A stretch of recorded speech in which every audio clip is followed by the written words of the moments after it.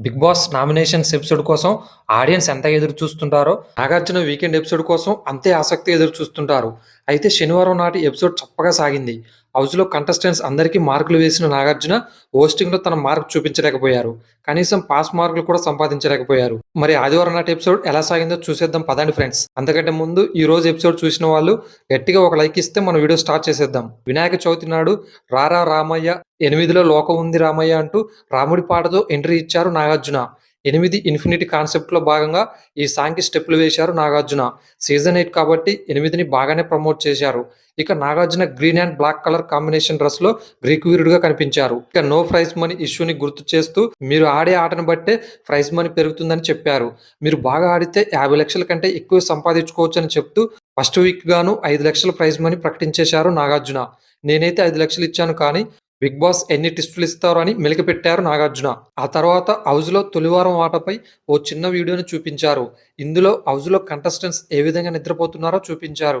మణికంఠతో పాటు అభయ్ నవీన్‌ని హైలైట్ చేసి చూపించారు. అయితే అందరికంటే ఎక్కువగా నిద్రపోతున్న శేఖర్ భాషను మాత్రం ఈ వీడియోలో చూపించలేదు. అయితే బిగ్ బాస్ మొదలైనప్పటి నుంచి ఇప్పటి వరకు అసలు ఇది తెలుగు బిగ్ బాస్‌నో లేదంటే ఇంగ్లీష్ బిగ్ బాస్‌నో తెలియక తలలు పట్టుకుంటున్నారు ఆడియన్స్. కనీసం బిగ్ బాస్ వాళ్ళు ఇప్పటికైనా మేల్కొని ఇంగిల్ పీస్‌లో మాట్లాడుతున్న వాళ్ళందరినీ ఈ వీడియోలో చూపించారు. బిగ్ బాస్ హౌస్‌లో ఉన్నారంటే ఇక్కడ రూల్స్ పాటించాలి. తెలుగులోనే మాట్లాడాలి. నిద్రపోకూడదు. హిందీ సాంగ్స్ పాడకూడదు. మీరంతా రూల్స్ బ్రేక్ చేశారు కాబట్టి నేను ఇవ్వడం అయితే 5 లక్షల ప్రైజ్ మనీ ఇచ్చాను. మరి అప్రూవ్ చేయాల్సింది బిగ్ బాస్ కాబట్టి ఆయనేం చేస్తారో చూద్దాం అంటూ మెలికపెట్టారు నాగార్జున. అయితే వీళ్ళు చేసిన మిస్టేక్‌కి గాను బిగ్ బాస్ 5 లక్షల ప్రైజ్ మనీలో కోత కోసి 3 లక్షలు మాత్రమే ఇచ్చారు. ఇక నుంచి రూల్స్ ఫాలో కాకపోతే ప్రైజ్ మనీ ఇలాగే తగ్గిపోతుందని హెచ్చరించారు నాగార్జున.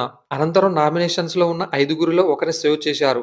నాగమణికంఠ, పృథ్వీ, బేబక్క, విష్ణుప్రియ, శేఖర్ భాషలు నామినేషన్‌లో ఉండగా వాళ్ళకి ఒక బూర ఇచ్చి గట్టిగా ఊదమన్నారు.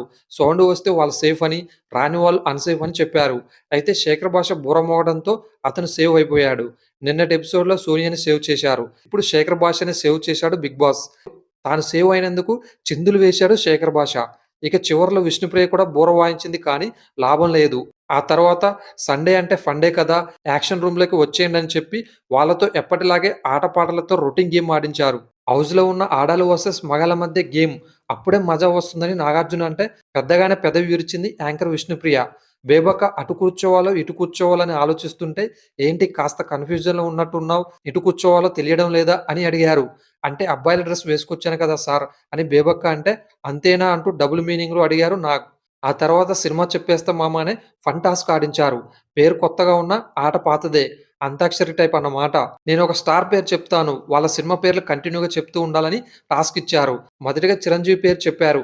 అయితే సీత చిరంజీవి సినిమాలే లేనట్టుగా 1, 2 పేర్లు చెప్పకుండానే బొక్కబోర్ల పడింది. ఈమె చిరంజీవి సినిమా పేర్లే చెప్పలేదంటే ఇక ఏ హీరో పేరిచ్చినా చతికిల పడడం గ్యారంటీనే. అయినా మరో ఛాన్స్ ఇచ్చారు నాగార్జున.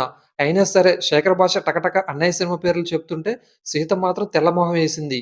ఆ తర్వాత సోనియా, అభయ్ పోటీ పడగా బాలకృష్ణ పేరిచ్చారు. ఇందులో కూడా సోనియా తెల్లమొహం వేయడంతో 2 పాయింట్ కూడా బాయ్స్‌కే వచ్చింది. ఆ తర్వాత అఫ్రిది, బేబక్క పోటీ పడగా వెంకటేష్ పేరిచ్చారు. అయితే ఇందులో కూడా బాయ్స్ టీమ్ గెలిచేదే కానీ నాగార్జున కరుణించడంతో ఎట్టకేలకు లేడీస్‌కి ఓ పాయింట్ వచ్చింది. ఆ తర్వాత ఆదిత్య ఓం వర్సెస్ ప్రేరణ పోటీ పడగా పవన్ కళ్యాణ్ పేరిచ్చారు. అయితే ఈ రౌండ్‌లో కూడా బాయ్స్ టీమ్ గెలిచింది. మణికంఠ, విష్ణుప్రియ పోటీ పడగా మహేష్ బాబు పేరు వచ్చింది. అయితే వెనుక నుంచి టీం మొత్తం సినిమా పేర్లు అందించినా కూడా విష్ణుప్రియ గెలవలేకపోయింది. ఆ తర్వాత సీత, నిఖిల్ పోటీ పడగా ఇందులో కూడా సీత ఓడిపోయింది. ప్రభాస్ సినిమా పేర్లు చెప్పలేకపోయింది కానీ టఫ్ ఫైట్ ఇచ్చింది. తెలుగు వాళ్ళయి ఉండి తెలుగు సినిమా పేర్లు చెప్పలేకపోవడం ఏంటో కర్మ.